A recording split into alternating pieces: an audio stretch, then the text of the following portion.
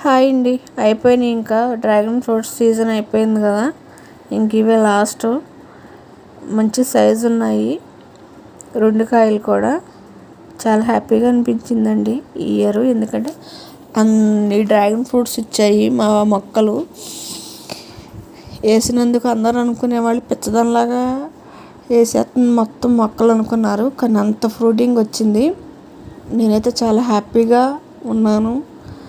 మనం వేసిన మొక్క నుంచి మనకు ప్రతిఫలం లభిస్తే చాలా హ్యాపీగా అనిపిస్తుంది.